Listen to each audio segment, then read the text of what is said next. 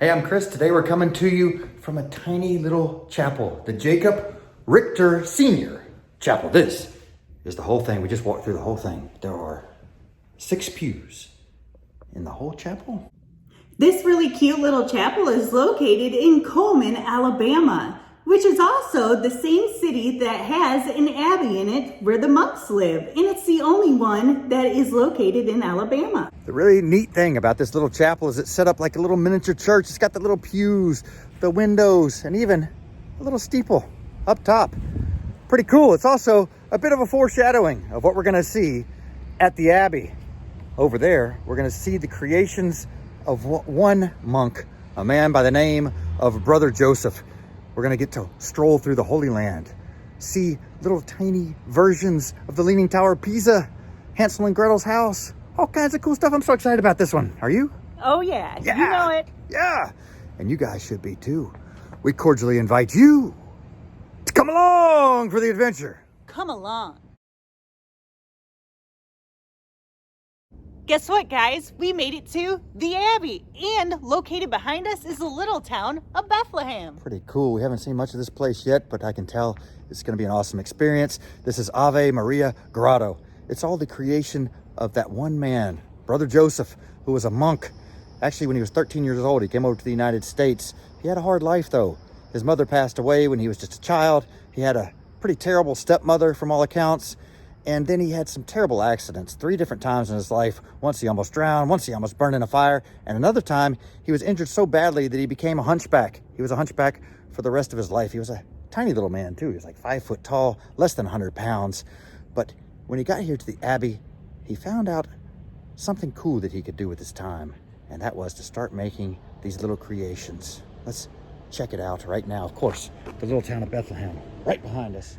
Let's try to peek in here a little bit and see what we got there. Of course, it's the baby Jesus, Mary and Joseph. 3 wise men.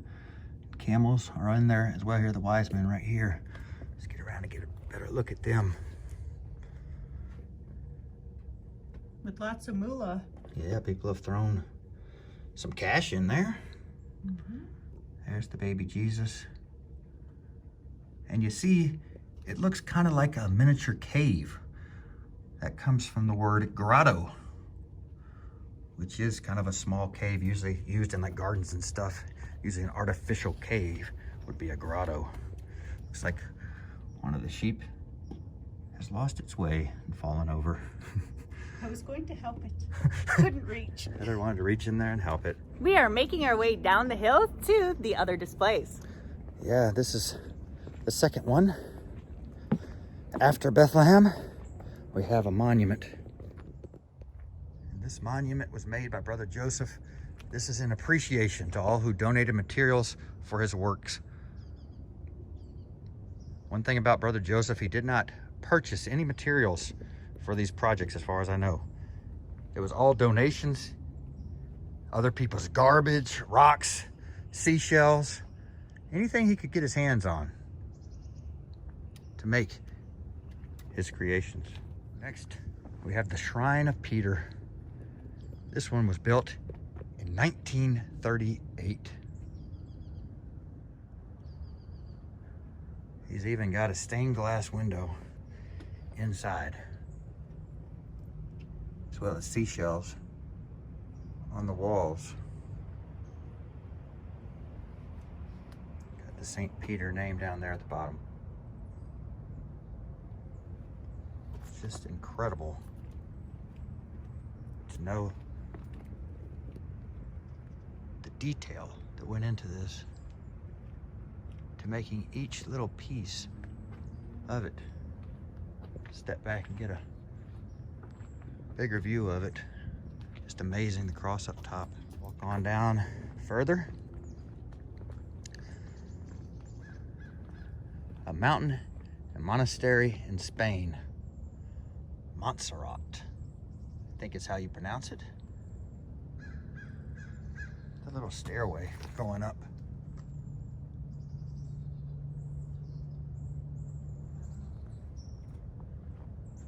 All the little buildings. And then just the whole massiveness of all the rocks around it. I really love all the rocks.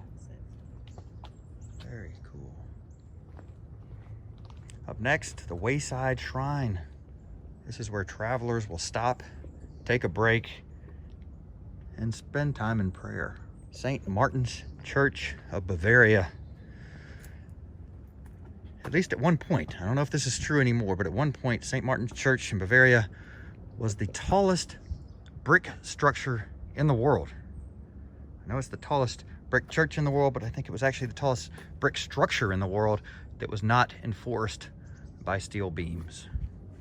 So pretty neat. He's even got the clock there and over there, and the little tiny windows. Of course, the cross up top. Castle Trosnitz, built before AD 1200 in my home, Landshut, Bavaria.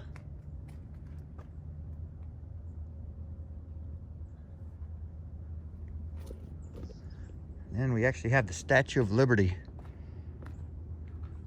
About half of the work here is in regard to the Holy Land, but then obviously there are others, like the Statue of Liberty here, that are more secular in nature.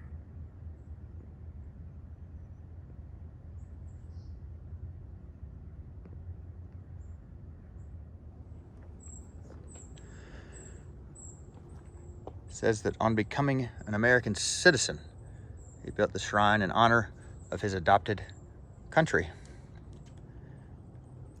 Of course, the actual Statue of Liberty was donated by France. It's the largest statue in the world. It became a national monument in 1924. And this is the Red Cross Tower. See the Red Cross symbol right there on it? It says God Bless America above that. This was built as a tribute to the Red Cross organization for its work during World War I. Up next is the Temple of Fairies. That's something cool here.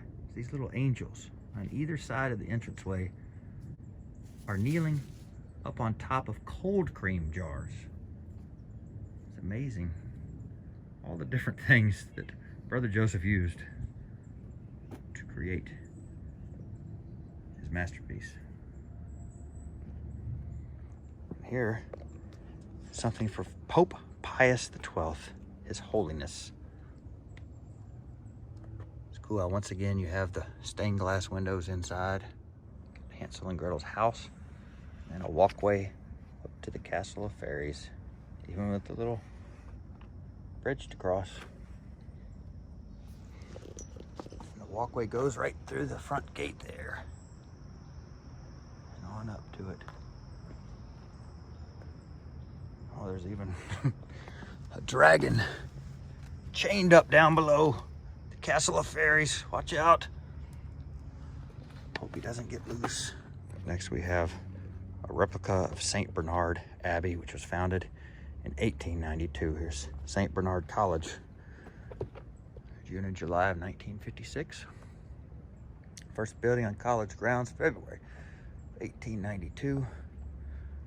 The powerhouse. And a little log cabin. Basilica, Mobile, Alabama. This is the Cathedral of the Immaculate Conception. We have a mysterious tower of Newport, Rhode Island. It has baffled history scholars for years. It's believed to be the remains of a church built by Irish missionaries around the year 1200. And up behind it, let's just show the size of this place. Get a better look. Take a look at this. It's truly amazing. Jesus inside. Next to it is the Alamo. Right. It kind of comes out of nowhere. The Alamo, San Antonio, Texas. See the cave structures here. There's even a snake right there, ready to strike. Up top you see the walkway past the snake, and then it goes on up to the building. Next to that is a much larger cave here. The Shrine of St. Therese. And you see more of his work up here with the shells, different types of beads, bracelets, rocks. And you see the color difference in the rocks here also, which is really neat. St. Anselmo in Rome, International Benedictine College.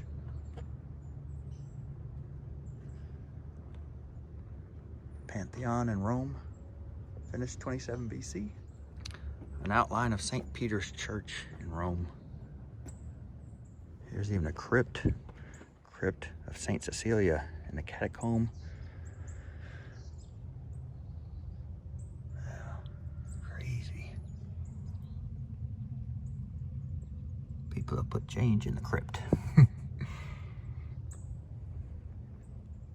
Here's the entrance to the family vault of the Flavians in the catacomb of St. Donatilla.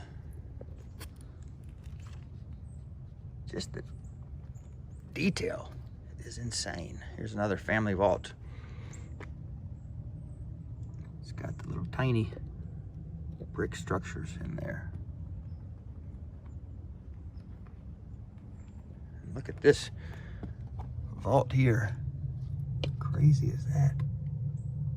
And when he got to the part where he was going to build the largest part of the display, he wasn't sure what he was going to use for the material.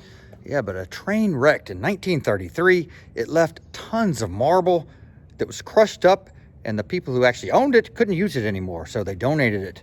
So that's what he used to help make that part of the project. It truly does look like a cave. It's amazing.